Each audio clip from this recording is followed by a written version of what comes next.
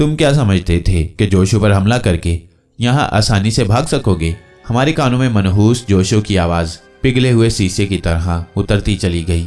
झोंपड़ी में हमारे अलावा जोशु और उसके साथ 2 अशखास और भी थे।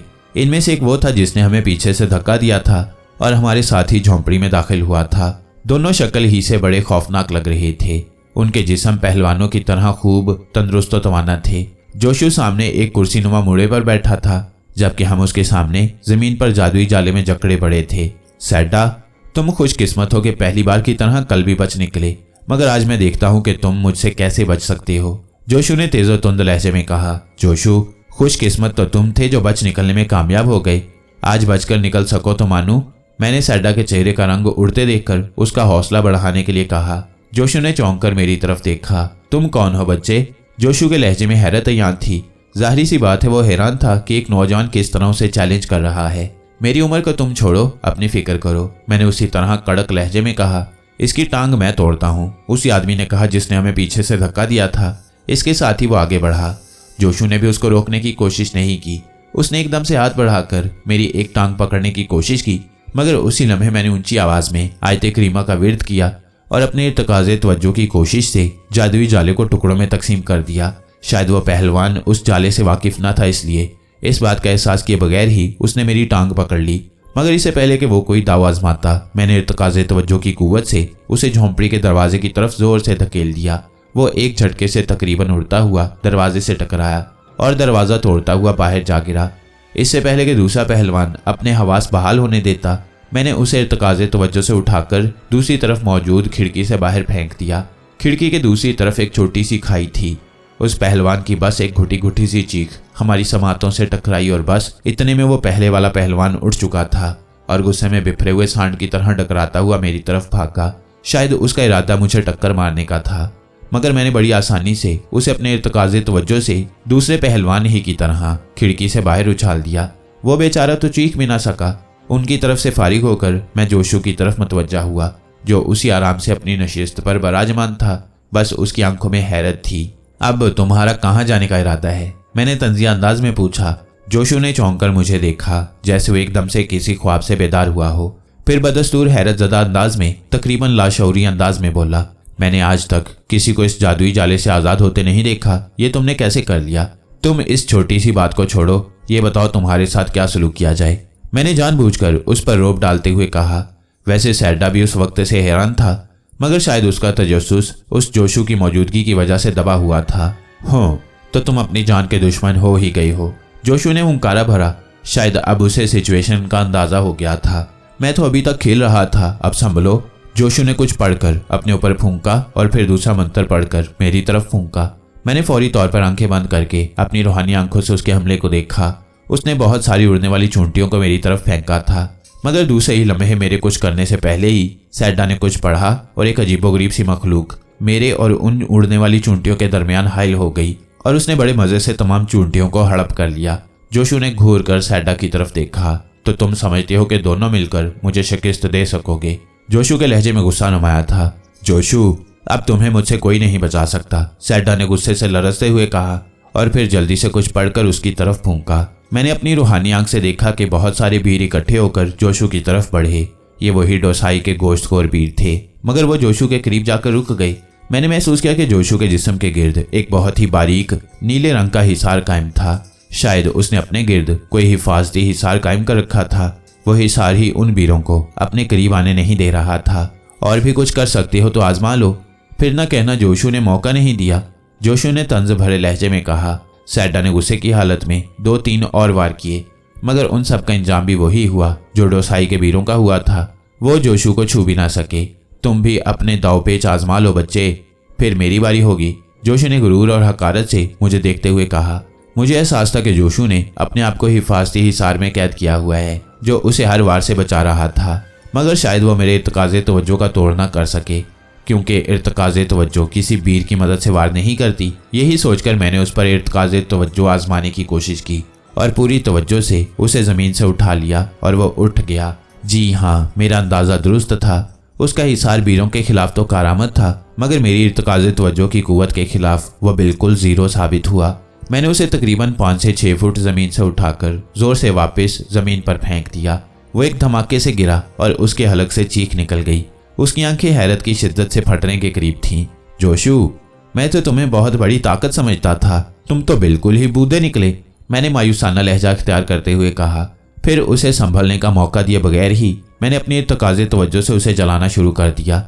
जोशु का जिस्म आग में घिरा हुआ था और उसके हलक से चीखें निकल रही थी कि अचानक वो आग बुझ गई और दूसरे ही लम्हे जोशु अपनी जगह से गायब था। मैं हक्का बक्का उस जगह को देखे जा रहा था जहां कुछ देर पहले जोशु आग में जल रहा था। सैडा की हालत भी मुझसे मुख्तलिफ न थी। ये कहाँ गया, मैंने बेख्तियार सवाल किया।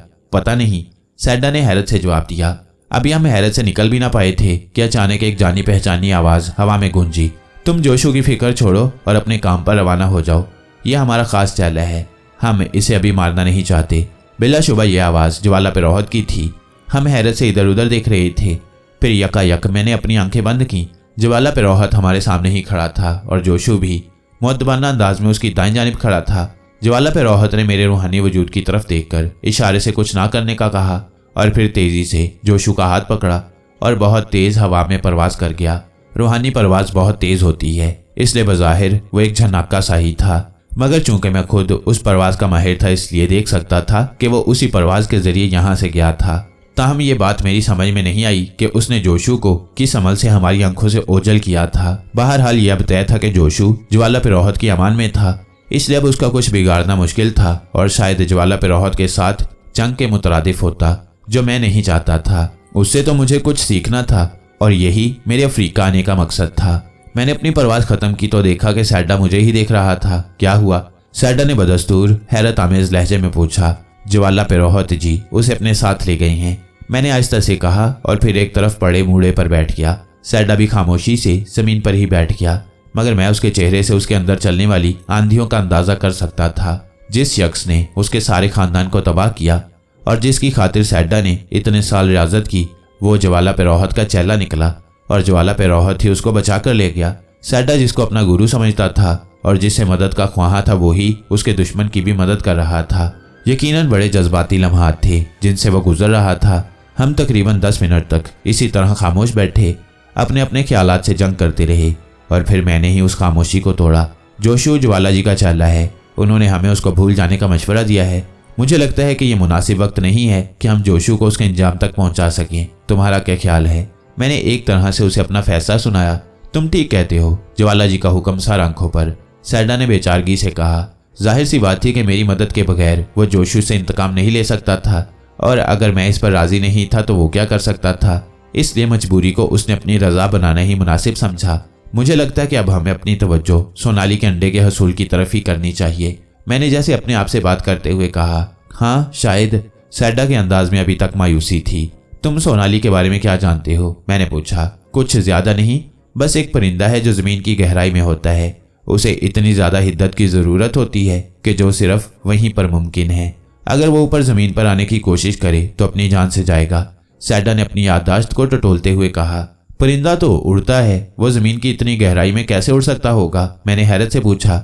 जमीन की बहुत सी तहें हैं, मैंने सुना है कि जिस तह में वो रहता है वहां पर बहुत बड़ा खला है, वो उसी खला में उड़ता है। बस ये भी सुनी सुनाई बातें हैं, हकीकत तो यह है कि किसी ने आज तक उसे नहीं देखा और न ही वहां तक जा सका है। अगर कोई गया भी होगा तो कुछ बताने के लिए वापस नहीं आ सका। सैडा ने कुछ सोचते हुए जवाब दिया। मैं शायद अपनी रूहानी परवाज से जमीन के अंदर जा सकूं। अभी तक ऐसा तजुर्बा मैंने किया तो नहीं, मगर कोशिश करने में क्या हर्ज है, मैंने मुस्कुराते हुए कहा। मकसद यही था कि इन बातों से सैडा का ध्यान जोशु से हट सके और मैं काफी हद तक कामयाब भी हुआ था, क्योंकि अब सैडा के चेहरे पर भी मुस्कुराहट खेल रही थी।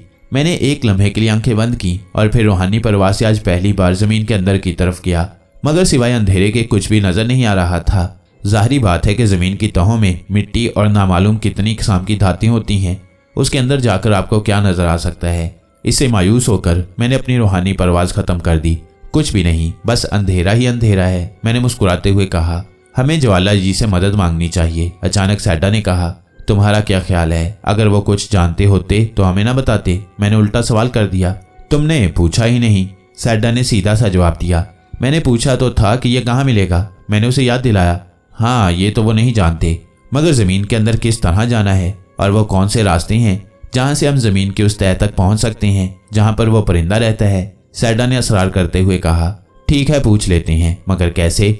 मैंने इस बार उसकी बात मानते हुए कहा, और कोई चारा भी तो ना था। आओ उनसे बात करते हैं, सैडा ने कहा और फिर मुझे साथ लेकर झोंपड़ी से बाहर आ गया। थोड़ी देर में वो उसी जगह मौजूद था जहां उसने पहले भी एक बार ज्वाला पे रोहत से बात की थी। सैडा ने वही अमल दोहराया तो ज्वाला पे रोहत की तस्वीर सामने थी। हजूर, तकलीफ दही की माजरत, हमें सोनाली के अंडे के हसूल के लिए आपकी मदद दरकार है, सैडा ने मुअद्दबाना लहजे में कहा। तुम लोगों ने जोशू के बारे में मेरा हुक्म मानकर अपनी कदर मेरे दिल में और बढ़ा ली है, इसलिए मैं तुमसे बहुत खुश हूँ। बोलो, क्या मदद चाहिए? ज्वाला पे रोहत ने खुशी से भरपूर लहजे में कहा। शायद वो हमसे इस बात की तवक्को कर रहा था कि हम उससे तकरार करेंगे और जोशू को वापस मांगने की कोशिश करेंगे। हजूर, हम उसे भूल चुके हैं, आप हमारी रहनुमाई फरमाएं कि ज़मीन के अंदर किस तरह दाखिल हों और किस रास्ते से उस तह तक जा सकें जहां सोनाली परिंदा रहता है। सैडा ने उसी तरह मुअद्दबाना अंदाज में कहा। वो शायद अपने आप को संभाल चुका था। शाबाश, जहां तक ज़मीन में जाने की बात है वैसे तो बहुत से रास्ते जाते हैं, मगर एक रास्ता जो मैं जानता हूँ वहां से जाना किसी कदर आसान तो है, मगर आगे चलकर क्या होगा मैं कुछ नहीं कह सकता। और सुलेमान, एक बात तुम्हें भी बताता चलूं कि ज़मीन के अंदर तुम्हारा इल्म ज़ौजीला तुम्हारी कुछ मदद नहीं कर सकेगा, क्योंकि वहां बहुत ज़्यादा गर्मी होगी। ये इल्म तुम्हें उस गर्मी से नहीं बचा सकता। इसी तरह वहां पर बहुत अंधेरा होगा, तुम्हारा ये इल्म तुम्हें वहां रोशनी नहीं दे सकता। ज्वाला पे रोहत ने अपनी दानिश्त में मुझे डराते हुए बताया। फिर हम कैसे इस सफ़र की तैयारी करें? कोई तो तरीका होगा, मैंने अपने लहजे में बेचारगी पैदा करते हुए पूछा। तुम मेरे चाले के पास चले जाओ, वो तुम्हें वो तमाम चीज़ें सिखाएगा जो तुम्हें रास्ते में मेरी समझ बूझ के मुताबिक काम आएंगी, जैसे पत्थरों से रोशनी पैदा करना और अपने आप को बहुत ज़्यादा गर्मी और सर्दी दोनों से बचाना। फिर वो तुमको उस रास्ते पर छोड़ आएगा जहाँ से तुम अपने ज़मीनी सफ़र का आगाज़ कर सकोगे। बस इससे ज़्यादा मैं तुम्हारी कोई मदद करना भी चाहूँ तो नहीं कर सकता। ज्वाला पे रोहत ने बड़ी संजीदगी से तफसील बताते हुए कहा। हजूर, ये भी बहुत है, सैडा ने खुशी का इजहार करते हुए कहा। मैं भी खुश था कि इस तरह हमारी इब्तदाई मुश्किलात यकीनन आसान हो जाएंगी। फिर हम ज्वाला पे रोहत से इजाज़त लेकर वापस झोंपड़ी में आ गए। अगले दिन एक उधेड़ उम्र मगर कमज़ोर सा एक शख्स हमारे पास आया और उसने बताया कि उसे ज्वाला पे रोहत ने भेजा है। फिर उसने 2 दिन तक हमारी तरबियत की। उसने हमें वो अलूम सिखाए जिनकी मदद से हम किसी भी पत्थर से तवानाई हासिल करके उससे रोशनी पैदा कर सकते थे। फिर उसने एक मंत्र सिखाया जिसके पढ़ने से 24 घंटों तक हमारे जिस्म के गिर्द एक हिसार कायम हो जाता है जो हमें तेज़ गर्मी और सर्दी से बचाता है। इसके अलावा उसने हमें कुछ जड़ी बूटियों के बारे में भी बताया जो इंसानी जल्द पर मुख्तलिफ किस्म के असरात का मुकाबला करने में मदद फराहम करती हैं। उसने बताया कि ज़मीन के बहुत से हिस्सों में कुछ ऐसी गैसें पाई जाती हैं जो इंसानी जिस्म के लिए बहुत खतरनाक हैं और उनके असरात से जिस्म गलना सड़ना शुरू हो जाता है या फिर तेज़ जलने की सी कैफियत पैदा हो जाती है। बहरहाल 2 दिन की तरबियत के बाद उसने हमें इस सफ़र के लिए जाने की तैयारी करने का कह दिया। तैयारी हमने क्या करनी थी, बस कुछ ज़रूरी सामान लेकर हम उसके साथ चल पड़े। एक पहाड़ी चोटी से हम तोड़छा परिंदे पर सवार होकर नामालूम मुकाम की तरफ चल पड़े। मालूम नहीं वो ज़मीन का कौन सा हिस्सा था कि जहाँ पर ज़मीन के अंदर किसी ने बहुत बड़ा सुराख किया हुआ था। यूं लगता था कि जैसे कुछ लोगों ने बहुत जदीद सामान के साथ ज़मीन में सुरंग बनाई थी। ये वो जगह है जहाँ 200 लोगों ने ज़मीन के अंदर जाने की कोशिश की थी। वो ज़मीन के अंदर 2 मील तक जाने में कामयाब हो गए थे। उन्होंने बहुत सी धातुओं के नमूने भी इकट्ठे किए थे, मगर फिर कोई पुरस्कार वाक़या रुनमा हो गया जिसमें ज़्यादातर लोग अपनी जान से गए और बाकी ने इस मिशन से तौबा की और यहाँ से भाग गए। इस तरह यह सुरंग ऐसी ही है और इस वक्त अजीम ज्वाला जी की मालूमात के मुताबिक इससे ज़्यादा आसान तरीका ज़मीन के अंदर 2 मील तक जाने का और कोई नहीं है। हाँ, ये सिर्फ आगाज़ ही है। इसके बाद कम अज़ कम तुम लोगों को 8 मील का सफ़र मज़ीद तय करना है और इस सफ़र के बारे में हम में से किसी को भी कुछ मालूम नहीं है। ज्वाला पे रोहत के चेले ने हमें यह सब कुछ बताया और फिर उसी तोड़छा परिंदे पर बैठकर वापस चला गया जिस पर बैठकर हम आए थे। सैडा, मैं तुमसे एक बात कहना चाहता हूँ। उसके जाते ही मैंने सैडा को रोकते हुए कहा। क्या? सैडा ने हैरत से पूछा। देखो, इस मिशन में बहुत खतरा है, बल्कि मैं ये कहना चाहता हूँ कि कामयाबी की उम्मीद ना होने के बराबर है। मेरी तो खैर ज़िंदगी का मकसद ही कुछ ऐसा है कि मुझे कदम कदम पर ऐसे ही खतरात का सामना है, मगर मैं जानबूझकर अपने किसी दोस्त को ऐसी खतरनाक मुहिम पर साथ नहीं ले जा सकता। तुम्हारे सामने अभी पूरी ज़िंदगी है, तुम बहुत अच्छी ज़िंदगी गुजार सकते हो और अभी तुम्हारा इंतकाम भी पूरा नहीं हुआ, मैंने पुरजोर लहजे में कहा। सुलेमान, मुझे अपनी नजरों में मत गिराओ। ये जिंदगी तुम्हारी ही दी हुई है, वरना मैंने तो इसे उसी दिन खत्म कर दिया था जिस दिन मैं अपनी ताकत के नशे में जोशू से जा टकराया था। अगर तुम मुझे ना बचाते तो शायद वो दिन मेरी जिंदगी का आखिरी दिन होता। तुमने मेरी जिंदगी बचाकर मुझे एक नए जज्बे से रोशनास करवाया है, और वो जज्बा है दोस्ती का। अगर तुम अपनी दोस्ती की खातिर मेरी जान बचा सकते हो तो मैं तुम्हारे साथ इस खतरनाक मुहिम पर क्यों ना जाऊं। वैसे भी मुझे अंदाजा है कि अगर ज्वाला पे रोहत जी ही जोशू की मुहाफिज हैं तो मैं शायद कभी भी उससे अपना बदला नहीं ले सकता।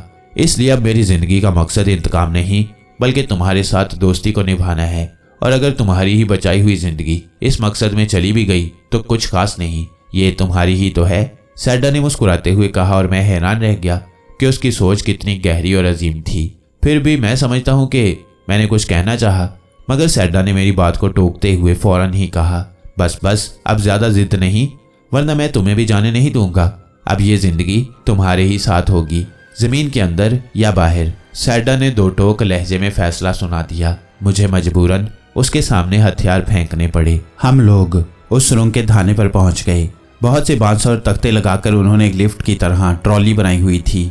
उस ट्रॉली के दाईं तरफ एक मोटर थी जिसे एक जनरेटर की मदद से चलाया जाता था। मुझे चूंकि जनरेटर की कुछ शुद्ध बुद्ध थी सो मैंने कोशिश करके उसको चला लिया। फिर हम उस ट्रॉली में बैठ गए और मैंने इर्तकाज़े तवज्जो से लीवर दबा दिया। ट्रॉली एक झटके से अंदर जाने लगी। ये सुरंग थोड़ी सी ढलवान की तरफ जाते जाते एकदम से अमूदी रुख इख्तियार कर गई।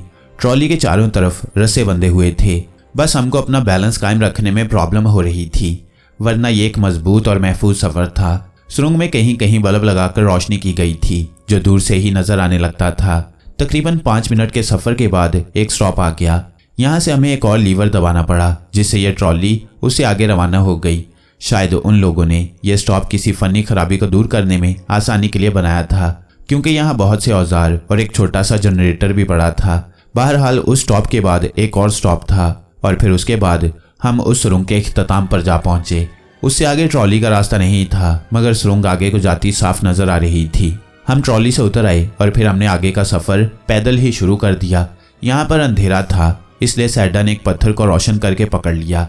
उस पत्थर की रोशनी तकरीबन 100 वाट के बल्ब के बराबर हो गई थी। उस रोशनी में हम बासानी मुनासिब फासले तक देख पा रहे थे। सुरंग आहिस्ता आहिस्ता तंग होती जा रही थी और फिर एक जगह पहुंचकर वो 2 शाखा हो गई। किधर को चले? सैडा ने मेरी तरफ देखते हुए पूछा। मुझे नहीं मालूम, ठहरो, मैं आगे चलकर देखता हूँ, मैंने कहा और एक पत्थर रोशन करके जमीन पर रख दिया। फिर आंखें बंद करके उस रोशन पत्थर को अपनी रूहानी आंख से इर्तकाज़े तवज्जो की कुव्वत के जरिए उठाया और तेजी से एक तरफ वाले रास्ते पर चल दिया। चंद ही लम्हों में मैं उसके इख्तिताम पर था और ये मुकम्मल तौर पर बंद थी। वहां पर एक छोटा सा बोर्ड भी लगा हुआ था जिस पर साफ लिखा था डेड एंड। मैं समझ गया कि इधर आगे कोई रास्ता नहीं है। फिर रूहानी परवाज खत्म करके मैं सैडा के साथ दूसरे रास्ते पर चल पड़ा। तकरीबन 100 मीटर आगे चलकर वो रास्ता भी खत्म हो गया, मगर यहाँ एक छोटा सा सौराख नजर आ रहा था। ये सौराख इतना जरूर था कि एक आदमी आसानी से उसके अंदर दाखिल हो सकता था। मैंने एक बार फिर अपनी रूहानी परवाज से उसके अंदर जाकर देखा। दूसरी तरफ एक क्रैक की इब्तदा थी जो आड़ा तिरछा सा होकर किसी तरफ को जा रहा था। मैं अपनी रूहानी परवाज के जरिए उस पर चलता गया। मैं अगर चाहता तो इन चट्टानों के बीचों बीच भी घुस सकता था, मगर मुझे वो रास्ता देखना था जिस पर मेरा जिस्म आसानी से सफर कर सके।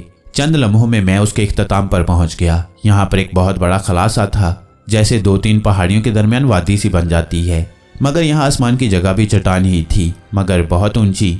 ये सब कुछ देखकर मैंने रूहानी परवाज खत्म की और सैडा को इसके बारे में बताने लगा। फिर हम दोनों एक एक करके उसी सुराख से उस क्रैक में दाखिल हो गए। अभी हमने आधा क्रैक ही क्रॉस किया था कि अचानक बड़ी तेज चीखती हुई आवाज़ सुनाई दी। हम उसे समझ नहीं पा रहे थे कि अचानक हमें अपने सर पर हरकत का एहसास हुआ। हमने फौरन ऊपर की जानिब देखा। क्या देखते हैं कि बहुत सारी मकड़ियाँ जो साइज में एक कबूतर के बराबर थी बहुत तेजी से हमारे ऊपर इकट्ठी हो रही हैं और कुछ ने जाला भी बुनना शुरू कर दिया है ताकि हम तक पहुंच सकें। उनके देखते ही सैडा बोला, ये आदमखोर मकड़ियाँ हैं, मैं इनके बारे में जानता हूँ। उसके लहजे में खौफ से ज्यादा अनजानी खुशी थी। ठहरो, मैं इनका बंदोबस्त करता हूँ। ये कहते ही उसने कोई मंत्र पढ़ा और फिर एकदम से जैसे उन मकड़ियों पर कोई क़यामत टूट पड़ी हो। मैंने जल्दी से अपनी रूहानी आंख से देखा कि डोसाई के कोई 1 दर्जन के करीब बीर वहां उन मकड़ियों को तेजी से चट कर रहे थे। फिर मैंने देखा कि एक बीर चंद मकड़ियों को एक अजीब से धागे से जकड़ रहा था और फिर वो उनको बांधकर अपने साथ कहीं ले गया। मैंने जल्दी से आंखें खोलकर सैडा की तरफ देखा। ये बहुत नायाब मकड़ियां हैं। मैंने चंद एक को पकड़ा है ताकि इसकी अफजाइश नस्ल करके अपने वीरों की फौज में इनको भी दाखिल कर सकूं। सैडा ने हंसते हुए कहा, कुछ जगहों पर इस किस्म की चीज़ों की ज़रूरत पड़ जाती है।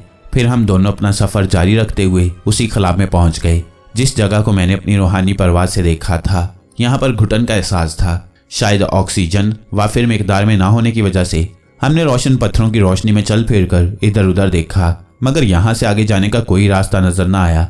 अब क्या करें? मैंने सैडा की तरफ देखा। हमें मजीद गहराई में जाना है। सैडा ने कुछ सोचते हुए कहा, क्या तुम्हारे कोई वीर इन पत्थरों में सुराख नहीं कर सकते? मैंने अचानक किसी सोच के तहत पूछा। नहीं, इनमें इतनी अकल नहीं होती। सैडा ने हंसते हुए जवाब दिया, हाँ, इनसे बड़े बड़े पत्थर उठाए जा सकते हैं, मगर यहाँ तो हमें जमीन में सुराख करना है। मैंने परेशान नजरों से उसे देखते हुए कहा, जरूरी नहीं कि नीचे जाने के लिए सुराख ही करें। सैडा ने कुछ सोचते हुए कहा, क्या तुम मुझे बता सकते हो कि इन पत्थरों के पीछे क्या है? मैंने फौरन रूहानी परवाज की और चारों तरफ उन पत्थरों में घुस गया। बाईं नुक्कड़ में मुझे एक और खला का एहसास हुआ। ऐसा लगता था कि जैसे एक बहुत बड़ी चट्टान ने उन दो खलाओं को आपस में मिलने के लिए रोका हुआ हो। मैंने सैडा को उसके बारे में बताया। उसने फौरन अपने वीर तलब किए और उन वीरों ने मिलकर जोर लगाया और उस चट्टान को बामुश्किल चंद फुट तक खिसका सके, मगर इतना भी फासला हमारे गुजरने के लिए बहुत था।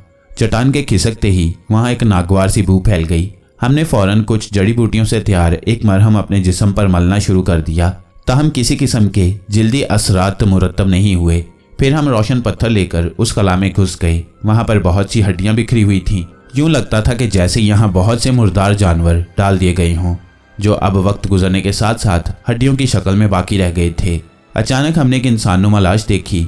वहाँ एक तरफ एक पत्थर से टेक लगाए हुए थी और फिर एक झनाके से मेरे जहन में ये बात आई कि कहीं ये उन इंसानों की हड्डियां तो नहीं जिनको कोई हादसा पेश आ गया था, जिसकी वजह से उन लोगों ने ये काम बंद कर दिया था। मैंने अपना ये खदशा सैडा को भी बताया। यकीनन यही वो जगह है और अब अंदाज़ा हो रहा है कि शायद इस बड़ी चट्टान ने इन्हें यहाँ कैद कर दिया, जिसको इन्होंने एक पुरस्कार वाक़या करार देकर भागने में ही आफियत समझी और ये बेचारे भूख प्यास से अपनी जान से गए। सैडा ने अपना ख्याल जाहिर किया। शायद ऐसा ही हुआ था, मैंने अफसरदा लहजे में कहा। फिर हम इससे आगे बढ़ गए। ये खला काफ़ी बड़ा था और एक तरफ को जाता हुआ महसूस हो रहा था। हम भी उसके पीछे चल दिए। तकरीबन 10 मिनट चलने के बाद हमें यह बंद होता हुआ दिखाई दिया। हमने इधर उधर घूम फिर कर कोई रास्ता तलाश करने की कोशिश की, मगर कामयाब नहीं हो सके। मैंने फिर अपनी रूहानी परवाज़ को आजमाया, मगर इस बार मैं चारों तरफ कुछ भी तलाश न कर सका। हर तरफ चट्टानें ही चट्टानें थीं। हम थक कर वहीं पथरीली ज़मीन पर बैठ गए। कुछ देर आराम करने के बाद हम फिर किसी रास्ते की तलाश में जुट गए। अचानक सैडा को एक ख्याल आया, क्यों ना मैं चापड़ी से मदद लूं। सैडा ने तेज आवाज में पूछा, ये चापड़ी कौन है? मैंने हैरान होकर पूछा, ओ, तुम उसे नहीं जानते? वो एक जादूगरनी है जो बड़ी अक्लमंद समझी जाती है। मैं वो अमल जानता हूँ जिससे उससे बातचीत की जा सकती है, मगर ये उसकी मर्जी है कि वो किसी को जवाब दे या ना। अमूमन वो सबको जाहिल और कम अकल समझकर बात ही नहीं करती। सैडा ने पुरजोश लहजे में तफसील बताते हुए कहा, चलो कोशिश कर लो। मैंने एक मुबहिम उम्मीद के सहारे उसको कहा। सैडा ने एक तरफ आलती पालती मारी और किसी अमल में मसरूफ हो गया। 15 मिनट की कोशिश के बाद भी आखिर वो कामयाब हो ही गया। एक तरफ एक बड़े से पत्थर पर एक तस्वीर नुमाया हुई। क्या बात है, क्यों बूढ़ी जान को तंग करते हो? एक चीखती हुई आवाज़ उस खामोशी में कुछ ज़्यादा ही तीखी लगी। ए चापड़ी जादूगरनी, ए अक्ल की दाई, हमें तुम्हारी मदद की ज़रूरत है। सैडा ने खुशआमदाना अंदाज में सवाल किया। कैसी मदद? चापड़ी ने एकदम पूछा। साफ लग रहा था कि सैडा की खुशामद का उस पर असर हुआ था। हम ज़मीन में नीचे जाना चाहते हैं और एक जगह पर फंस गए हैं। सैडा ने जल्दी से कहा, यहाँ से हम किस तरफ को जाएं? तुम ज़मीन में क्यों और कहाँ जा रहे हो? चापड़ी ने एक और सवाल कर दिया। दरअसल हम सोनाली का अंडा हासिल करना चाहते हैं, सैडा ने जवाब दिया। बेवकूफ़ हो तुम लोग, बहुत बड़े बेवकूफ़। जाओ वापस चले जाओ, इसी में तुम्हारी आफियत है, चापड़ी ने चिल्लाती हुई आवाज़ में कहा। ऐसा लग रहा था कि वो अब मज़ीद बात नहीं कर सकती, क्योंकि उसके चेहरे पर बेजारी के आसार साफ नुमाया थे। इससे पहले कि वो राब्ता मुनक़ता कर देती, एक ख्याल तेज़ी से मेरे दिमाग में आया और मैंने एक पत्ता फेंका। छोड़ो सैडा, तुम तो कहते थे कि चापड़ी बहुत अक्लमंद है और उसको हर बात की खबर है। ये बेचारी तो बुढ़िया है जिसको कुछ भी पता नहीं। मैंने जानबूझकर चिढ़ाने वाले अंदाज में कहा। तुम कौन? अचानक चापड़ी ने चौंक कर पूछा। ये मेरा दोस्त है सुलेमान। मैं अभी इसके सामने तुम्हारी बहुत तारीफें कर रहा था, मगर सैडा ने भी मेरा ड्रामा समझते हुए पूरा साथ दिया। सुलेमान, तो ये चक्कर है, चापड़ी ने कुछ सोच में पड़ते हुए कहा। क्या चक्कर है? मैंने बेख्तियार पूछा। तुम हादी हो और ज्वाला पे रोहत के चक्कर में अपनी जान से जाने वाले हो। तालिश सरकार और ज्वाला पे रोहत अपनी इस कामयाबी की खुशी में आज जश्न मना रही हैं। चापड़ी ने मायनेखेज लहजे में कहा। क्या क्या मतलब? तुम क्या कहना चाहती हो? मैंने हैरत के समुद्र में गोते लगाते हुए पूछा। क्या तुम्हें ये काम ज्वाला पे रोहत ने ही दिया है? चापड़ी ने फिर एक बार सवाल कर दिया। हाँ, सैडा ने फौरन जवाब दिया। मैं तुम्हें बताती हूँ कि चापड़ी किस चीज का नाम है। तुमने मुझे चैलेंज किया था। सुनो ज्वाला पे रोहत, तुम्हें देखते ही पहचान गया था और उसने जानबूझकर तुमको सोनाली का अंडा लाने को कहा, क्योंकि वो जानता है कि ये नामुमकिन है। कोई इंसान ऐसा नहीं कर सकता। इसलिए पहला इम्कान तो ये है कि तुम अपनी जान से जाओगे। अगर मौजज़ाना तौर पर बच भी गई तो ये अंडा हासिल करके सीधे ज्वाला पे रोहत के पास जाओगे। उस अंडे को पाकर ज्वाला पे रोहत एक अजीम कुव्वत हासिल कर लेगा और बकौल उसके वो लाफानी हो जाएगा। उस पर वक्त का असर खत्म हो जाएगा और उसे कोई भी हलाक नहीं कर सकेगा। चूंकि तुम हादी हो और वक्त के बादशाह के खिलाफ हो, इसलिए अगर ज्वाला पे रोहत तुम्हारे मुकाबले पर आ जाए तो तुम उसका मुकाबला नहीं कर सकोगे। इस तरह भी तुम अपने अब्दी मिशन में नाकाम हो जाओगे, क्योंकि ज्वाला पे रोहत तो लाफानी बन चुका होगा। ज्वाला पे रोहत ने बड़े फख्र से आज सबके सामने ये कहा कि उसने कुदरत ही की एक चाल को कुदरत पर ही उलट दिया है। अब मैं समझी इस बात की गहराई कहाँ तक है। चापड़ी ने पूरी तफसील बताते हुए कहा और मुझे अपने दिमाग की चूलें हिलती महसूस हुई। इतनी गहरी साजिश, अचानक मुझे ख्याल आया। मगर चापड़ी, ये तो बताओ तुम ये सब कुछ कैसे जानती हो और मुझे ये सब क्यों बता रही हो? मैंने सवाल किया। क्योंकि मैं ज्वाला पे रोहत की खास मुशीर हूँ। वो बहुत से काम करने से पहले मुझसे मशवरा ज़रूर करता है। इस काम के सिलसिले में उसने मुझे नहीं बुलाया था, मगर आज जब तालिश सरकार उससे मिलने आई तो उन दोनों ने मुझ समेत खास मुशीरों को तलब करके एक दो ज़रूरी काम सौंपे। इसी दौरान ज्वाला पे रोहत की तरफ से दावत का एहतमाम था और फिर गैर रस्मी गुफ्तगू करते हुए उन्होंने ये इंकशाफात किए, मगर बड़े मुबहम। मगर तुम्हें यहाँ देखकर मुझे सब समझ आ गई। और जहाँ तक तुम्हारा सवाल कि मैं तुम्हें ये क्यों बता रही हूँ, तो वो इसलिए कि शायद मैं भी वही चाहती हूँ जिसके लिए तुम इस दुनिया में आए हो। चापड़ी ने कुछ देर सोचने के बाद जवाब दिया। आखिर में उसके लहजे में सदियों की उदासी उभर आई थी। फिर अब हमें क्या करना चाहिए? सैडा ने हमनकों की तरह इधर उधर देखते हुए पूछा। वापस चलो, जल्दी से वापस चलो, इसी में तुम्हारी बचत है, चापड़ी ने तेज लहजे में कहा। और खबरदार, ज्वाला पे रोहत से कोई राब्ता कायम करने की कोशिश न करना। बस भाग चलो अफ्रीका से दूर। मैं सोच में डूब गया। अगर वो सही कह रही है तो ज्वाला पे रोहत मुझे कभी भी कोई इल्म नहीं सिखाएगा, बल्कि इस तरह नाकाम वापस लौटने पर पकड़कर तालिश जिन के हवाले कर देगा या फिर खुद मार देगा। दोनों सूरतों में जीत उसी की है। वो बहुत ताकतवर है, इसलिए मैं उसका कुछ नहीं बिगाड़ सकूंगा। ताहम अगर मैं किसी तरह ये सोनाली का अंडा हासिल कर लूँ तो फिर ज्वाला पे रोहत की इस ख्वाहिश को इस्तेमाल करते हुए मैं उसे इस बात पर मजबूर कर सकता हूँ कि वो मुझे वो अलूम सिखाए जिनकी मुझे ज़रूरत है। बाकी अगर मुझे वाकई अल्लाह ताला ने हादी बनाया है तो मेरी हिफाजत का जिम्मा तो उस अल्लाह ताला के अपने ज़िम्मे है। जिस ज़ात ने अब तक अपनी हिफाजत में रखा है वो आगे भी मदद करेगी। ये सोचकर मैंने फैसला कर लिया कि मुझे ये अंडा तो हर सूरत में हासिल करना है। नहीं, मैं सोनाली का अंडा ज़रूर हासिल करूँगा। अगर तुम इस सिलसिले में कुछ मदद कर सको तो मैं मशकूर होऊंगा। मैंने फैसला कुन अंदाज में चापड़ी को जवाब दिया। तुम पागल हो गए हो? तुम जानते हो तुम क्या कह रहे हो? चापड़ी ने हैरत से पूछा। चापड़ी जादूगरनी, मैं तुम्हारे खुलूस की कदर करता हूँ, मगर मेरे पास इसके अलावा चारा भी कोई नहीं है। तुम जानती हो कि मेरी ज़िंदगी का मकसद ही तालिश सरकार की मौत है और इसके लिए मुझे ताकतवर बनना है। तालिश सरकार की टक्कर का इस वक्त सिर्फ एक ही जादूगर है और वो खुद ज्वाला पे रोहत है। इसलिए मुझे उससे ही कुछ सीखना है और इसके लिए मैं उसकी ख्वाहिश को इस्तेमाल करूंगा। मैंने वजाहत से अपना मंसूबा बताया। ये पागलपन है। अव्वल तो तुम ये अंडा हासिल नहीं कर सकते। अगर किसी तरह कर भी लिया तो तुम्हारा क्या ख्याल है कि ज्वाला पे रोहत इतनी जल्दी तुम्हारे जाल में फंस जाएगा? वो ज़बरदस्ती भी तो उसको तुमसे हासिल कर सकता है। चापड़ी ने समझाने वाले अंदाज में कहा। कोई और रास्ता है तो बताओ, मैंने संजीदगी से कहा। अगर उनके बस में सब कुछ होता तो शायद आज मैं जिंदा भी ना होता। मैं उनकी नज़रों से भाग सकता हूँ, मगर क्या सारी ज़िंदगी भागता ही रहूँगा? क्या वो लोग जो मुझे हादी समझते हैं सारी ज़िंदगी मेरी मदद ही करते रहेंगे? मैं कब उनकी मदद कर सकूँगा? ज्वाला पे रोहत के बाद कौन ऐसा है जो मुझे इस काबिल बना सके कि मैं तालिश सरकार से टक्कर ले सकूँ? मैंने एक ही सांस में बहुत से सवाल कर दिए।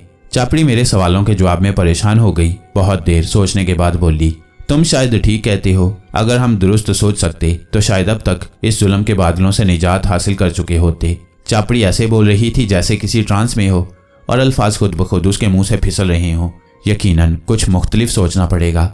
मैं तुम्हारी हर मुमकिन मदद करूंगी। ए हादी, बताओ तुम्हें मुझसे क्या चाहिए? फिलहाल ये बताओ कि ज़मीन की तह में किस तरह जाएं? मैंने सवाल किया। ज़मीन की 7 तहें हैं, खुश्की, पानी, नमक, लोहा, आग, लावा और पाताल। तुम अभी खुश्की पर ही हो। उसके बाद पानी की तह आएगी, उसके बाद नमक की चट्टानें और उसके बाद लोहे के पहाड़। जब लोहे के पहाड़ ख़त्म हो रहे होंगे तो आग की तह से पहले एक वादी आएगी जो सोनाली परिंदों का मस्कन है। सोनाली परिंदों को बहुत ज़्यादा गर्मी की ज़रूरत होती है, इसलिए वो आग और लोहे के दरमियान रहते हैं। वहाँ का दर्जा हरारत इतना होता है कि इंसान तो इंसान, लोहा भी पिघल जाए। चापड़ी ने तफसील से बताते हुए कहा। तो अब हमें पानी की तह में जाना है? मैंने पुरख्याल अंदाज में पूछा। हाँ, पानी को तलाश करो, पानी जो ज़मीन में जाता हो। चापड़ी ने जल्दी से कहा। ठीक है, हम अभी तलाश करते हैं। मैंने जल्दी से कहा। फिर मेरी ज़रूरत पड़े तो बुला लेना, मैं हर मुमकिन मदद करूंगी। चापड़ी ने बड़े खुलूस से कहा और उसकी तस्वीर उस बड़े से पत्थर से तहलील हो गई। ये सब क्या चक्कर है? सैडा ने फौरन सवाल कर दिया। मैंने जवाब में मुख्तसिर अपनी राम कहानी उसे सुना दी। ये तो मेरी खुशकिस्मती है कि मैं वक्त के हादी के साथ सफ़र कर रहा हूँ, सैडा ने पुरजोश लहजे में कहा। अच्छा, पानी तलाश करो, मैंने मुस्कुराते हुए कहा। हम दोनों ने पानी की तलाश में घूमना शुरू कर दिया। मैंने अपनी रूहानी परवाज़ को एक बार फिर आजमाया। पानी और खुश्की में तफरीक करना आसान काम था, इसलिए मैं बहुत दूर दूर तक परवाज़ करने लगा। पानी नज़र तो आया मगर छोटे छोटे तालाब। फिर मैंने ज़मीन में नीचे की तरफ छलांग लगाई। अगले ही लम्हे मैं पानी में था।